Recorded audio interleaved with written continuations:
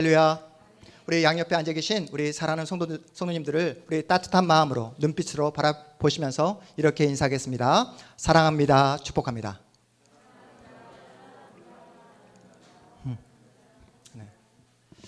네, 사랑합니다. 축복합니다. 지난주에 아들 이한이가 저에게 이렇게 말을 하는 거예요. 아빠가 아프면 걱정하지 않아도 돼. 아빠가 아프면 내가 설교를 대신할 테니까 걱정하지 않아도 돼. 이렇게 말을 하는 겁니다. 그러면서 자기도 설교를 준비할 시간이 필요하니까 먼저 말을 해달라는 거예요. 네. 그런데 여러분, 제가 언제 아플지 어떻게 합니까? 네. 그런데 엊그제는 우리 아들 이한이가 또 이런 말을 하는 거예요. 학원에 피아노 학원 선생님이 야, 너네 아빠 뭐 하시는 분이셔? 라고 아빠의 직업을 물어봤대요. 그래서 이한이가 끝끝내 이야기하지 않았다고 합니다. 왜 그랬니? 이한아, 그렇게 물어봤더니 요즘에 기독교에 대한 이미지가 좋지 않아서 네, 아빠가 목사라고 말하면 자신의 그 좋은 이미지가 선생님이 자신을 굉장히 좋게 보고 있는데 자신의 이미지가 나빠질까 봐 아빠가 목사라고 말하지 못했어 라고 이렇게 말을 하는 거예요. 여러분은 세상에 나가서 여러분 주변에 있는 그 많은 사람들에게 여러분이 예수를 믿는 예수의 사람이라는 것을, 크리스찬이라는 것을 자신 있게 용감하게 그렇게 이야기하며 살아가고 계십니까? 네. 할렐루야. 네. 우리 교회가 이런 교회입니다. 네. 혹시 400년 전에 조선시대에 살았던 문인이자 시인 김득신이라는 사람을 여러분 들어보셨어요? 김득신. 오! 예한이. 오, 오늘 예한이가 오늘 한몫할 것 같아요. 네, 우리 기대해 보겠습니다. 여러분, 김득신은 요즘 말로 하면 금수저 출신이에요. 금수저. 임진왜란 3대 대첩하면 어떤 대첩을 우리가 이야기할 수 있죠? 임진왜란 때 일어난 3대 대첩하면 첫 번째 행주대첩, 두 번째 이순신 장군 한산대첩, 세 번째 진주대첩, 이렇게 3대 대첩입니다. 그런데 그 진주대첩을 진두지휘했던 김시민 그 장군의 손자가 오늘 제가 여러분에게 소개하고 있는 김득신입니다. 한마디로 금수저 집안이에요. 명문가 출신입니다. 그런데 금수저 집안으로 태어났지만 다 좋은 게 아니었어요. 어려운 관문이 하나 있습니다. 무조건 과거 시험에 합격을 해야 되는 거예요. 방법이 없습니다. 지금이야 공부가 내 길이 아니다 싶으면 여러분, 세상에 할 일이 얼마나 많습니까? 세상은 넓고 할 일은 많다. 공부가 아니라고 하면 다른 길을 선택할 수 있었잖아요. 그런데 그 당시에는 양반의 그 지위를 유지하기 위해서는 반드시 무슨 시험? 과거 시험을 통과해야만 했습니다. 여러분이 아는 것처럼 과거 시험이 보통 시험이 아니잖아요.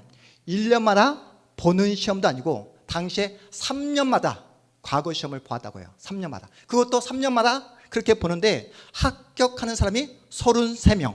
그렇죠? 한 번 떨어지면 3년을 또 공부해야 되고, 그리고 3년 뒤에 공부해서 시험을 본다 한들 그 33명 안에 들어갈 보장도 없는 겁니다.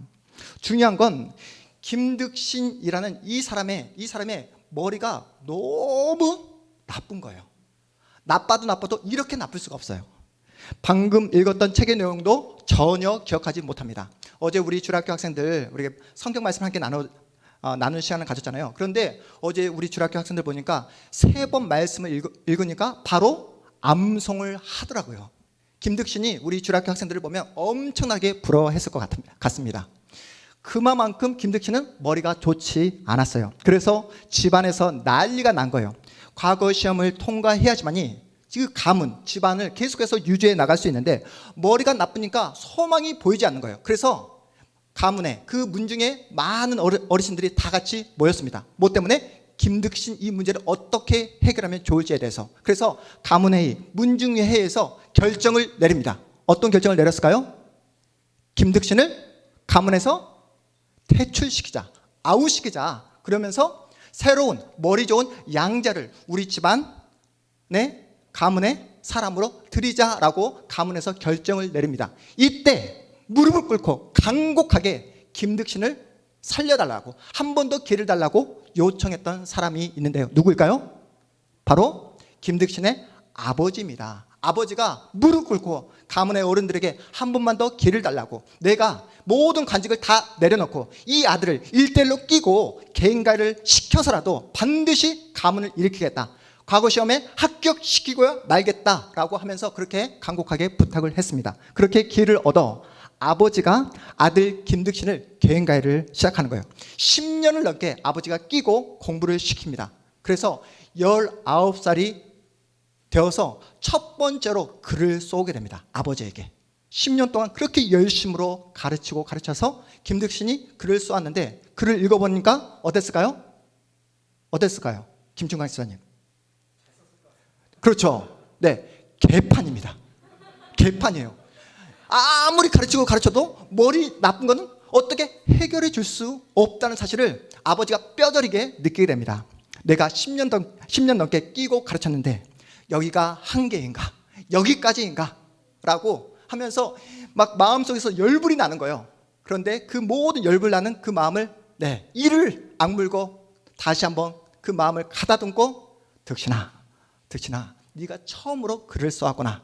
우리 득신이 정말 장하다. 득신아, 이렇게 하면 되는 거다. 글을 쓰고 또 쓰면 너는 반드시 과거에 합격하게 될 것이다 라고 아버지가 아들 득신이를 칭찬해 줍니다. 아들 득신은 이런 아버지의 마음을 전혀 알지 못하고 눈치채지 못하고 의기양양해집니다. 아, 내가 글을 잘 쓰는 사람이구나.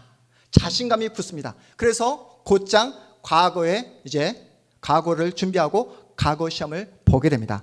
여러분, 결과가 어떻게 됐을까요? 당연히 떨어지게 됩니다. 재수하고 삼수하고 사수하고 계속해서 떨어지게 돼요. 김득신 본인도 얼마나 힘들었겠습니까? 안 되는 머리 가지고 공부하는 게 쉽지 않잖아요. 그런 아들을 바라보는 아버지의 마음도 엄청나게 힘들었을 것입니다.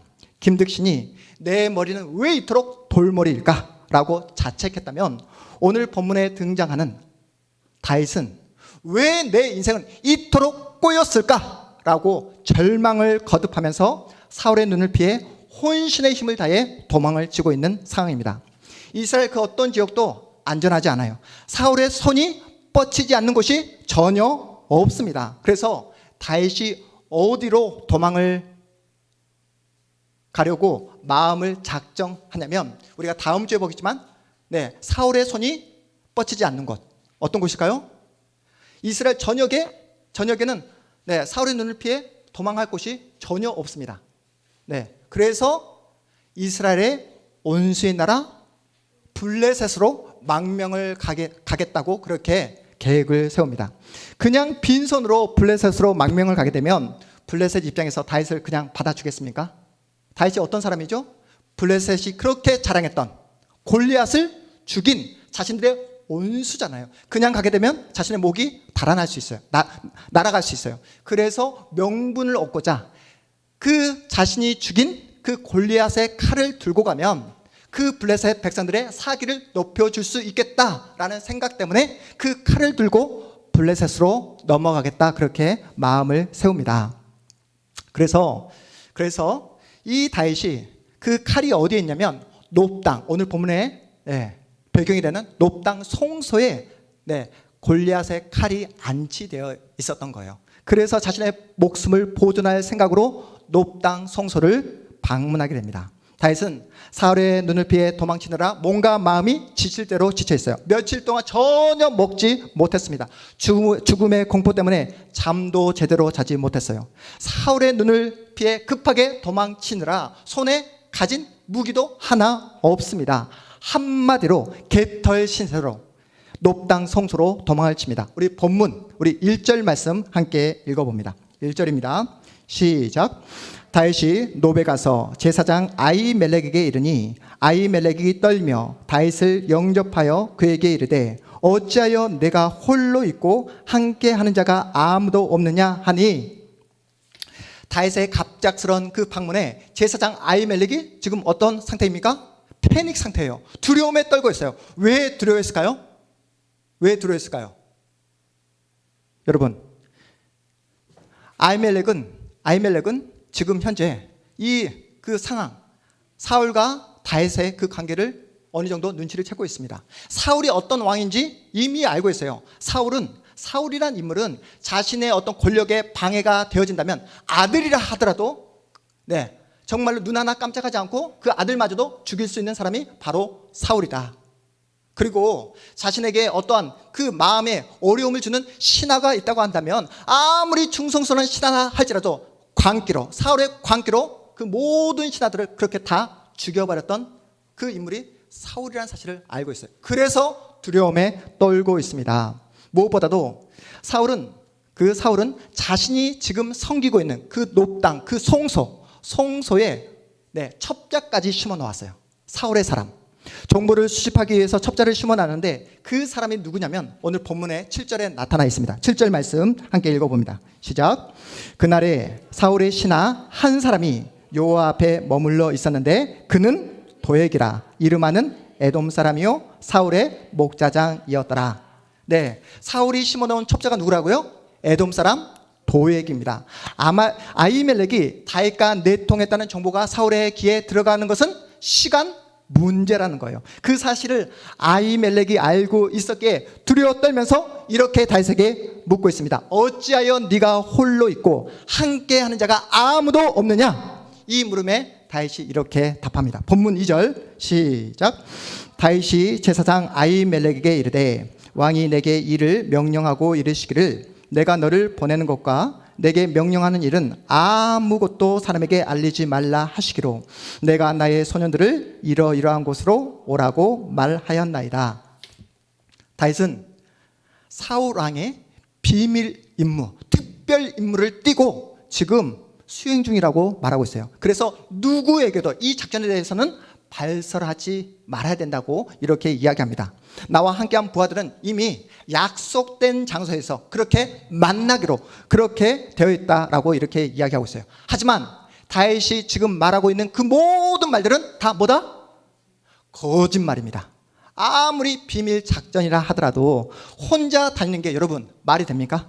그러나 당장은 다윗의 말이 진짜인지 거짓인지 알 수 있다 없다? 없는 거예요. 확인할 방법이 없습니다. 아히멜렉도 다윗이 지금 거짓말을 하고 있다는 것을 눈치채고 있어요. 그럼에도 불구하고 다윗의 그 거짓말에 대해서 계속해서 속아준 이유가 뭐라고요? 지금 성전에서 자신과 다윗이 이야기하고 있는 그 모든 내용을 옆에서 첩자인 누가 듣고 있기 때문에 첩자인 누가?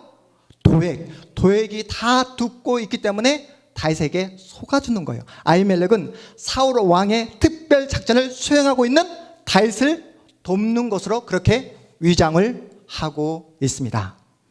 다윗은 주변 사람들의 거짓말을 통해서 여러 번 죽음의 위기를 모면하게 돼요. 사울의 딸이자 다윗의 아내인 미갈이 어떤 거짓말을 했습니까? 자신의 남편 다윗이 아프다 하면서 남편 대신 드라빔 우상을 침상 위에 올려놓고 사울왕 그 아버지에게 남편이 아프다고 거짓말을 하잖아요. 그리고 사울의 아들 요나단은 어떤 거짓말을 하죠? 그 다윗의 도망을 돕기 위해 다윗의 고향 베들레헴에 가서 다윗이 지금 매년제를 드리기로 베들레헴에 갔다라고 그렇게 아버지에게 거짓말을 했던 그런 사람이 바로 요나단입니다. 오늘 본문에 제사장인 아히멜렉은 다윗이 거짓말을 하고 있음에도 다 알고 있음에도 불구하고 어떻게 하죠? 다윗의 그 거짓말에 동조하면서 사울의 사람 도액을 속이고 있는 거예요. 이런 말씀을 들으면 우리 주일학교 학생들은 거짓말을 해도 되나 보다. 거짓말을 해도 되나 보다. 이렇게 생각할 수 있을 것 같아요. 예수 믿는 우리는 거룩하게 살아야 되잖아요. 그렇다면 여러분 거룩이란 무엇일까요? 거룩이란 거짓말하지 않고 정직하게 살아가는 것이 거룩일까요? 법을 잘 지키고 법을 어기지 않는 것이 정말로 성경이 말하고 있는 그런 거룩일까요? 모세가 태어날 때 애굽 전역의 산파들에게 애굽 왕 바로가 명령을 내립니다. 지금부터 애굽 사람이 출산을 했을 때 남자가 태어나면 다 죽이고 여자만 살려주라는 그런 명령을 내립니다. 그 명령을 듣고 법대로 정직하게 히브리 산파들이 그 모세가 태어났을 때 그 모세를 죽여버렸다면 여러분 역사가 이스라엘 역사가 어떻게 되었을까요? 그런데 산파들은 왕의 명령임에도 불구하고 모세를 살려줍니다. 화가 난 바로 왕이 왜 살려주었냐며 그 산파들을 추궁하자 산파들이 뭐라고 하죠? 우리가 그 아이를 받으러 갔을 때 산모가 너무 건강해서 이미 아기를 출산한 다음이었습니다 라고 이렇게 거짓말을 합니다. 그런데 분명히 거짓말을 했음에도 불구하고 성경은 하나님께서 거짓말을 한 그 산파들을 뭐 했다? 칭찬했다라고 기술을 하고 있어요. 거짓말을 했음에도 불구하고 칭찬받은 또 한 사람이 있습니다.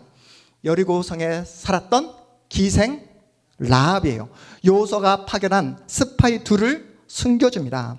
라합의 거짓말을 통해 목숨을 잃을 뻔한 그 정탐꾼 2명이 목숨을 보존하게 돼요. 후에 거짓말을 한 라합이 어떤 영광을 누립니까? 예수 그리스도의 족보에 올라가는 그런 놀라운 축복을 누리게 되잖아요. 그래서 여러분, 거짓말을 해도 된다는 겁니까? 집사님, 박정희 사님, 예수 믿는 신자가 거짓말을 하면 됩니까? 안 됩니까? 네? 선의의 거짓말 돼요? 네. 선의의 거짓말 해도 돼요? 네. 예수 믿는 사람이 영원 하나? 네. 여러분, 예수 믿는 사람이 거짓말 하면 됩니까? 안 됩니까? 안 돼요. 거짓말 안 하면 모세가 죽고 다윗도 죽는데, 네. 여러분, 성경이 말하는 거룩이란 거짓말을 하는가, 거짓말을 하지 않는가를 뛰어넘는 것입니다. 거룩은 거짓말을 하는가 하지 않는가 보다 지금 네가 하나님을 사랑하고 있는가, 지금 네가 하나님을 사랑하고 있는가를 묻고 있는 거예요. 하나님의 말씀에 사로잡혀 하나님 편을 드는 것을 거룩이라 라고 성경이 우리에게 말씀하고 있습니다. 히브리 산파 기생 라합은 하나님의 편을 들었고 하나님을 사랑하는 결정을 했기 때문에 하나님께 칭찬을 받았던 거예요. 오늘 본문에 등장하고 있는 아히멜렉 제사장, 다윗의 그 거짓말에 동조했던 이유가 뭐라고요? 하나님을 사랑했기 때문에 하나님 편을 들고 있는 거예요. 그래서 하나님 사람 다윗을 돕고 있습니다. 도망자 신세인 다윗은 며칠 동안 아무것도 먹지 못했어요. 그래서 제사장 아히멜렉에게 허기진 배를 채울 수 있도록 먹을 것을 달라고 요청합니다. 다윗의 이러한 요청에 아히멜렉이 이렇게 답합니다. 우리 본문 4절 말씀 함께 읽어봅니다. 4절입니다. 제사장이 다윗에게 대답하여 이르되 보통 떡은 내 수중에 없으나 거룩한 떡은 있나니 그 소년들이 여자를 가까이만 하지 아니하였으면 주리라 하는지라. 아히멜렉 제사장은 보통 떡은 없지만 거룩한 떡, 무슨 떡? 진설병은 있다라고 이야기하고 있어요.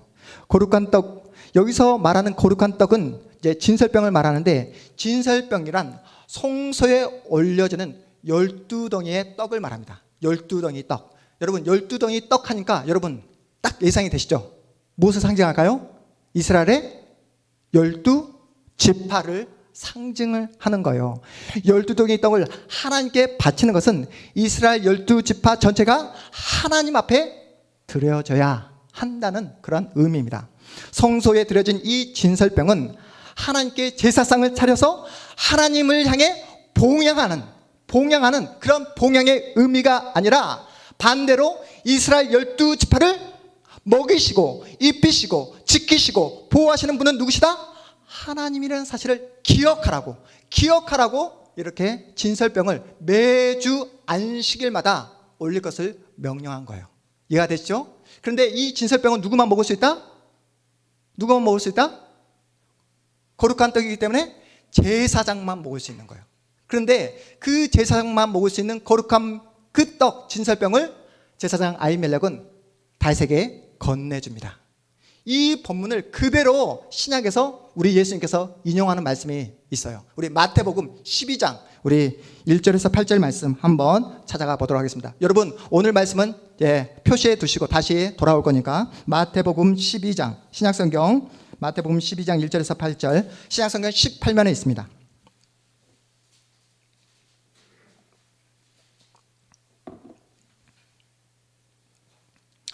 마태복음 12장 1절에서 8절 말씀 함께 읽어봅니다. 시작.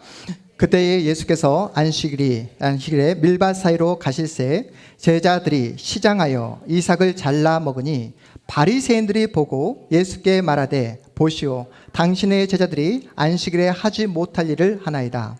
예수께서 이르시되 다윗이 자기와 그 함께한 자들이 시장할 때에 한 일을 잃지 못하였느냐.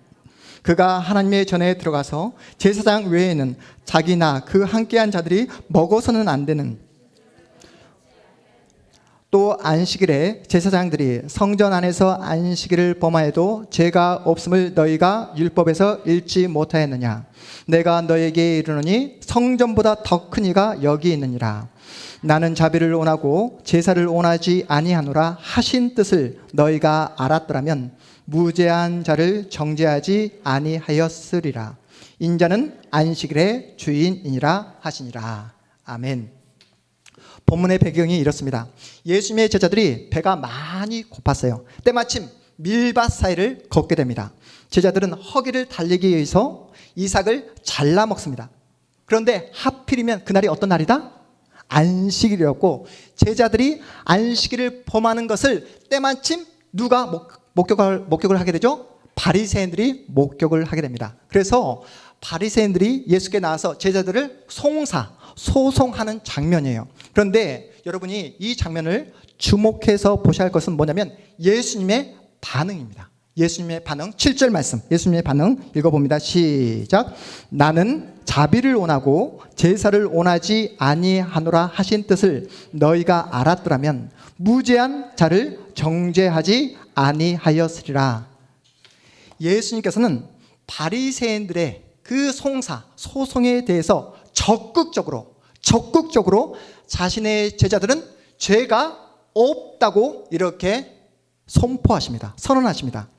유대 사회에서는 안식일의 그 법에 대한 합의가 하나가 있었는데요. 그 5절 말씀, 그 안식일에 대한 합의가 무엇인지 5절 말씀 함께 다시 한번 읽어봅니다. 5절 시작. 또 안식일에 제사장들이 성전 안에서 안식을 범하여도 죄가 없음을 너희가 율법에서 읽지 못하였느냐. 네, 유대 사회에서 함께 합의하고 있는 안식일법이 뭐라고요? 제사장만큼은 그 성소 안에서 일을 해도 괜찮다는 거예요. 안식일법에 접촉되지 않는다라고 이야기하고 있습니다. 얼핏 보면 예수님께서 이 합의 조항에 호소하는 듯 보이지만 예수님의 논리를 잘 살펴보면 안식일 합의 조항의 근거에서 제자들의 무죄를 호소하고 있지 않습니다. 이것은 예수님께서 오늘 우리가 함께 살펴보고 있는 다윗의 이야기를 통해 살펴보면 여러분 금방 이해할 수 있는 거예요. 여러분, 다윗이 배가 고파 성전 안에 있는 진설병을 먹었지만 그 율법에 접촉되지 않았던 이유가 무엇입니까?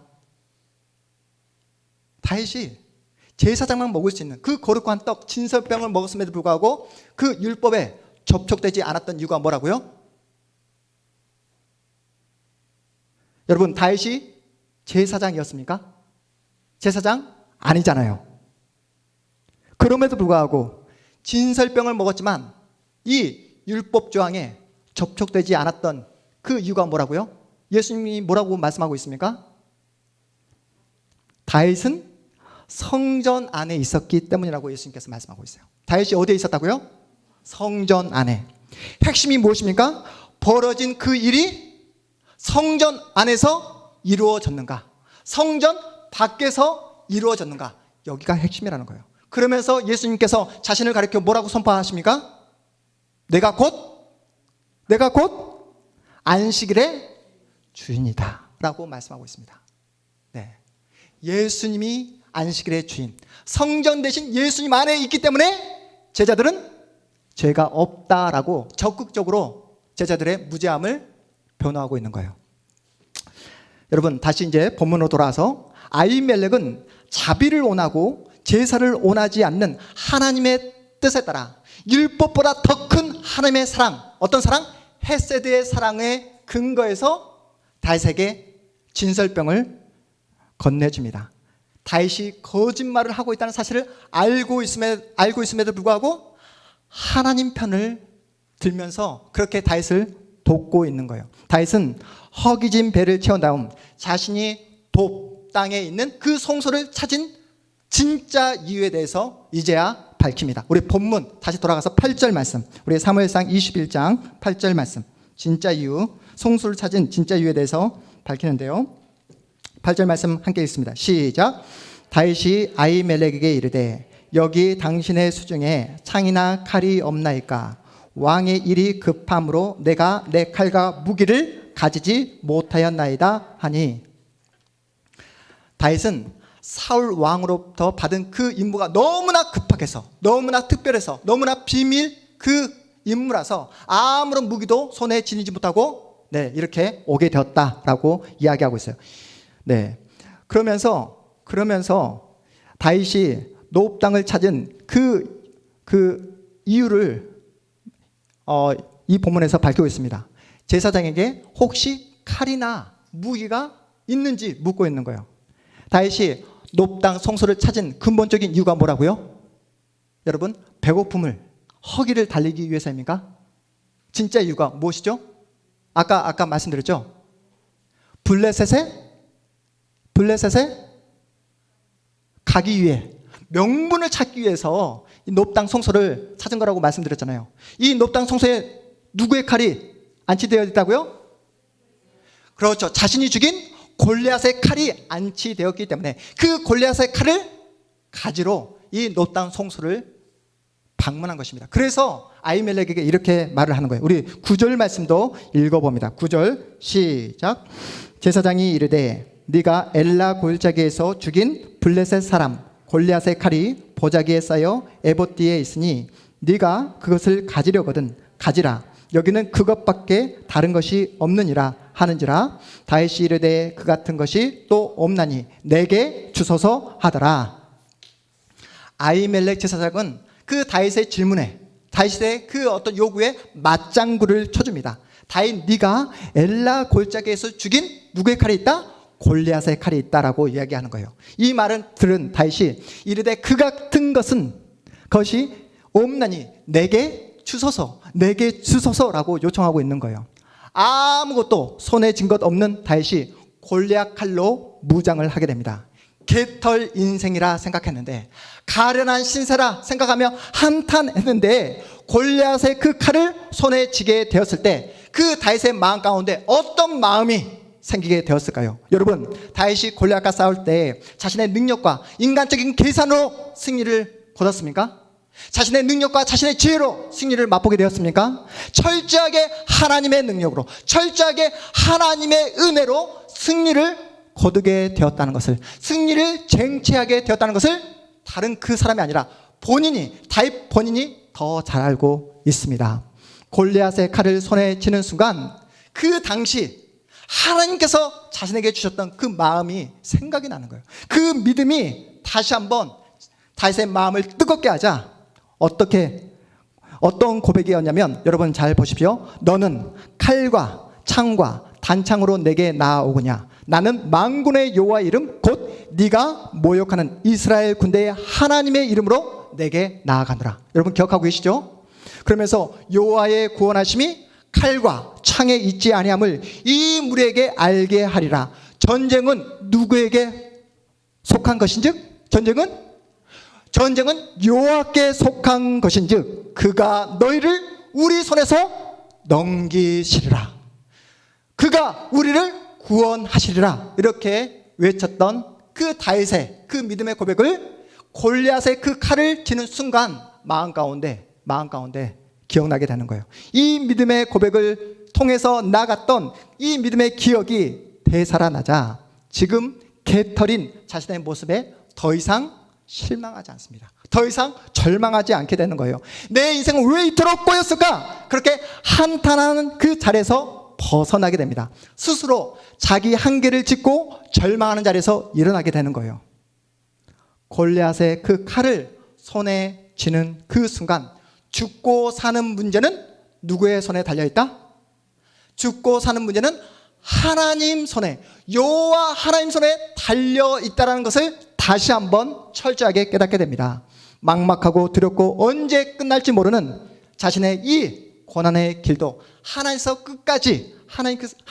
끝까지 지켜주실 거라는 그런 확신한 그 확신의 믿음의 마음이 들게 되는 거예요. 설교 소도에서 여러분에게 소개한 김득신 이야기로 이제 설교를 마무리하겠습니다. 김득신은 계속해서 아버지의 지도를 받으며 학문에 정진합니다. 조선시대의 과거 시험은 속과와 대과로 나눠지는데요. 속과는 성균관에 들어가는 거예요. 성균관. 쉽게 말하면 수능 시험을 쳐서 대학에 들어가는 그런 시험입니다. 속과에 합격을 해야 대과, 공시에 시험을 치를 수 있는 자격이 주어지는 거예요. 김득신이 속과에 드디어 합격합니다. 오늘날로 치면 대학에 이제 합격을 하게 되는데 나이가 39살입니다. 19살에 처음으로 글을 쓰게 되었다고 했잖아요. 네. 그런데 20년이 지난 39살에 대학 성균관에 들어가게 됩니다. 속과에 합격했으면 이제 대과를 통과해야 하잖아요. 그런데 계속해서 낙방을 하는 거예요. 김득신의 아버지가 몇 살까지 김득신을 밀어준다고 약속했습니까? 네 나이가 몇 살까지? 네 나이가 60이 될 때까지 밀어줄 테니까 걱정하지 말고 학업에 정진해라. 이렇게 아버지가 약속을 해 주셨는데 네, 그 60이 되기 전 딱 1년 남겨두고 59세에 대과에 합격을 하게 됩니다. 59세 딱 1년 남겨두고. 여러분 김득신이라는 인물이 얼마나 머리가 안 좋은지 아시겠죠? 네, 김득신이 그래서 머리가 안 좋아서 뭐밖에 없죠? 머리가 안 좋은 사람은 노력밖에 없잖아요. 책을 얼마나 많이 읽었냐면 여러분 우리 조선시대 그 왕들 가운데 책 읽기로 유명한 왕이 있죠. 누구죠? 집현전. 누구? 한글. 누구죠? 이 하나? 세종대왕. 세종대왕마저도 김득신 앞에서 명함을 내밀지 못할 정도로 그렇게 많이 책을 열심히 읽었다고 합니다. 사마천이 쓴 백이열전이라는 그 책은 12만 3천 번을 읽었대요. 12만 3천 번. 여러분 한 책을 여러분 성경 올해 일독하고 계시잖아요. 일독. 네, 일독. 그런데 네, 김득신은 백이열전을 12만 3천 번. 그런데 더 놀라운 사실은 그렇게 12만 3천 번을 읽었는데 돌아서면 잊어버리는 거예요. 까먹는 거예요. 어느 날 이제 김득신을 이제 모시고 가는 이제 노비가 있잖아요. 말을 타고 같이 이렇게 노비고 가는데 어느 한 집에서 이런 소리가 들렸대요. 옛 성현들은 글을 많이 썼는데 막 김득신이 근데 이 소리를 듣자마자 내가 이 책을 읽어봤는데 어느 책일까 막 끙끙거리는 거예요. 그러자 말을 끄는 그 노비가 보다 못해서 네, 주인님 한숨을 쉬면서 네, 죄송한데요. 주인님이 12만 3천 번 읽었던 백이열전에 나오는 첫 번째 문장입니다. 네, 이렇게 이야기를 하는 거예요. 네. 그리고 또 어떠한 에피소드가 있었냐면 김득신이 어느 시를 보는 순간 깜짝 놀라는 거. 정말 감탄을 금치 못할 정도로 너무나 훌륭한 시를 발견하게 됩니다. 그래서 흥분을 감추지 못하고 이 시를 가지고 친구들을 다 모으는 거예요. 그런 다음에 이 시를 딱 펼칩니다. 내가 정말 지금까지 읽어본 시 중에서 가장 훌륭하고 가장 많은 감동을 받은 시다. 딱 펼치자 친구들이 경악을 금치 못합니다. 왜 그랬을까요? 왜 그랬을까요? 네, 본인이 쓴 시였기 때문에 그러다는 거예요. 본인이 쓴. 이 사람이 머리는 너무나 안 좋은데 시를 기가 막히게 쓰는 거예요. 네, 김득신이 살았던 그 당시 왕이 누구였냐면 효종이었는데 효종이 김득신의 시를 보면서 극찬합니다. 이 시를 보니까 풍경이 살아있구나 라고 하면서 김득신의 시를 극찬합니다. 그런데 여러분 이 김득신이라는 이 양반이 시는 기가 막히게 쓰는데 어떤 증세라고 그랬죠? 네, 너무나 머리가 안 좋아서 금방 자신이 썼던 글도 잊어버립니다. 네, 천재인 사람들은 일필로 단숨에 글을 붓을 들자마자 일필로 확 써 내려가잖아요. 이 김득신이라는 사람은 한 글자 쓴 다음에 네, 또 고민하고 고통스럽게 그렇게 글을 쓰지만 나중에 그 고통의 시간을 다 끝마친 다음에 시를 읽어보면 그 시가 기가 막힌 시가 나오다는 거예요. 김득신은 스스로 자신을 미련하고 둔한 사람이라고 이렇게 밝힙니다. 그 누구보다도 자신이 어떤 사람인지, 자신의 머리가 얼마나 안 좋은지를 스스로 너무나 잘 알고 있어요. 그래서 자신이 누울 묘비명을 직접 씁니다. 그 묘비명에 어떠한 글이 쓰여져 있냐면 스스로 한계 짓지 마라. 뭐라고요? 스스로 한계 짓지 마라.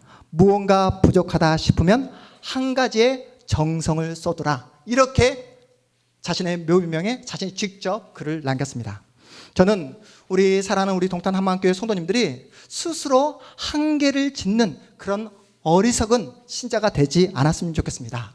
나는 안 돼. 나는 못해. 내 인생은 이미 끝났어. 내 인생은 더 이상 소망이 없어. 라고 절망하지 않았으면 좋겠어요. 여러분 스스로 한계 짓지 마시고 여러분의 부족함, 여러분의 연약함, 여러분이 아시잖아요. 여러분의 연약함, 여러분의 부족함, 여러분의 소망 없음을 너무나 잘 알고 계시기에 여러분을 위해 이 땅에 누가 오셨습니까? 우리 구주 예수 그리스도가 이 땅에 오신 줄 믿으시기 바랍니다.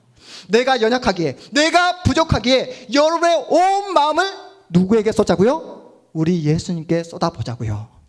예수님이 내 마음 가운데 거하시기에 우리는 예수를 알게 되었고 예수 그리스도의 그 놀라운 사랑으로 구원받은 하나님의 자녀가 되지 않았습니까? 누가 뭐라 해도, 내가 아무리 보잘것없고 내가 넘어지고 쓰러지고 내가 정말로 허물이 많다 할지라도 누가 뭐라 해도 여러분은 하나님께서 사랑하시는 하나님의 복된 자녀인 줄 믿으시기 바랍니다. 여러분 진짜 참된 성전이 누구시라고요? 우리 주 예수 그리스도세요. 그 예수님께서 여러분과 함께하고 계십니다. 예수 그리스도께서 여러분과 함께하고 계시고요, 여러분과 한 몸이 되셨습니다. 그렇게 여러분 스스로 한계 짓지 마시고 여러분 스스로 절망하지 마시라고요. 여러분과 함께 하시는 그 참된 성전이신 예수 그리스도께서 여러분과 날마다 함께하고 계시기에 여러분이 가는 곳마다 그곳이 어떻게 됩니까? 성전이 되는 거예요. 아시겠습니까? 예수께서 나와 함께하고 계시기에 여러분이 일하는 그 장소가 뭐가 됩니까? 예배가 되는 거예요.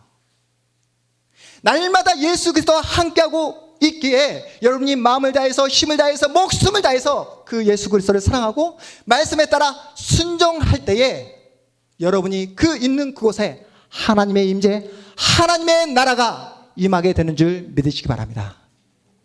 성전으로 부름받은 여러분만이 이 어두운 세상에 빛 대신 예수 그리스도를 증명해 볼 수 있는 유일한 예수의 사람이라는 사실을 기억하셔서 더 이상 나 예수 믿는 사람이야, 더 이상 나 크리스찬이야, 이렇게 여러분 자신을 숨기지 마시고 더 이상 감추지 마시고 말이 아니라 여러분의 삶으로, 여러분의 표정으로, 여러분의 행동으로 오늘도 일하시고 역사하시는 참된 성전 되시는 그 예수 그리스도를 증명하고 설명하는 복된 여러분의 인생, 복된 여러분의 생애 되시기를 주님의 이름으로 축복합니다.